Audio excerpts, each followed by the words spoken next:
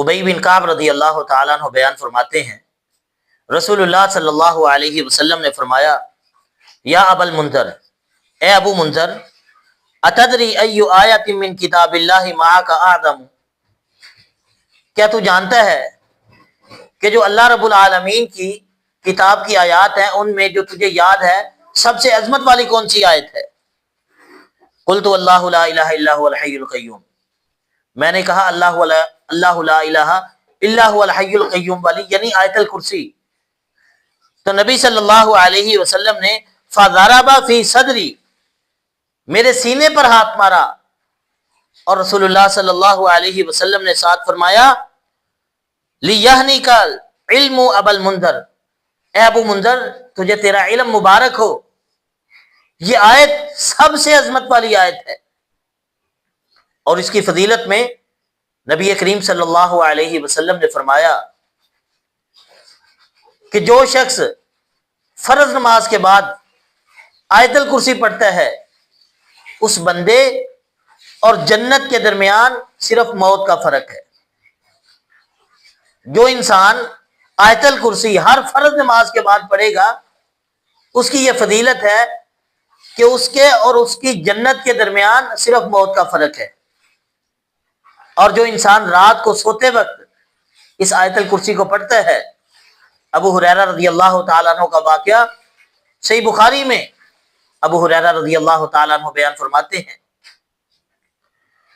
مجھے اللہ کے نبی صلی اللہ علیہ وسلم نے صدقہ فطر اس کی نگرانی، اس کی پہرے داری پر مقرر کر دیا، اس کی حفاظت میرے سپرد کر دی۔ تو میں رات کو اس کی حفاظت کے لیے بیٹھا ہوا تھا تو ایک آنے والا آیا تو آ کے اس میں سے لب بھرنے لگا، تو میں نے اسے پکڑا، میں نے کہا میں تجھے اللہ کے نبی صلی اللہ علیہ وسلم کی خدمت پہ پیش کروں گا۔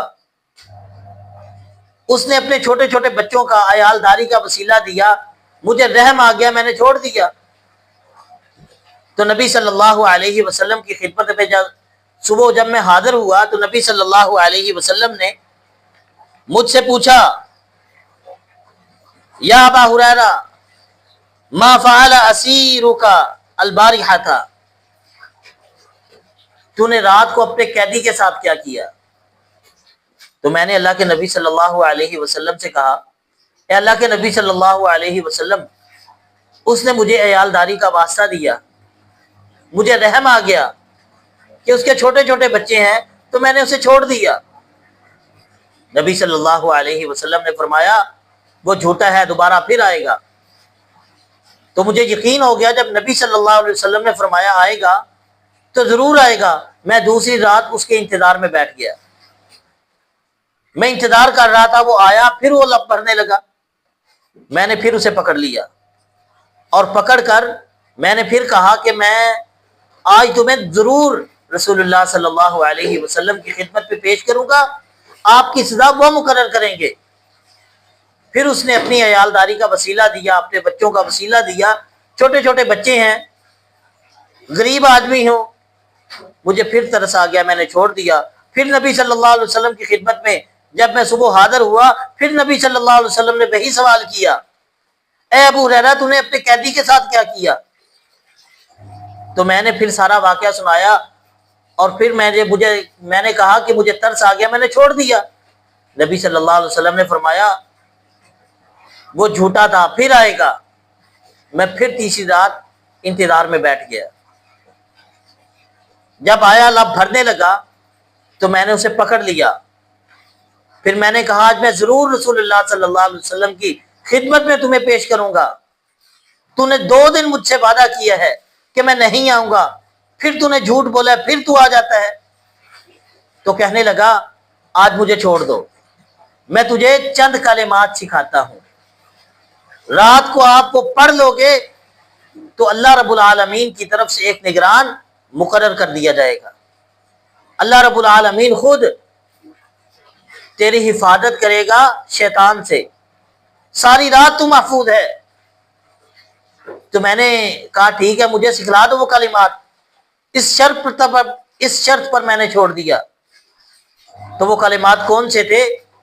اس نے مجھے کہا کہ جب رات کو بستر پر جائے تو آیت الکرسی پڑھ لیا کر۔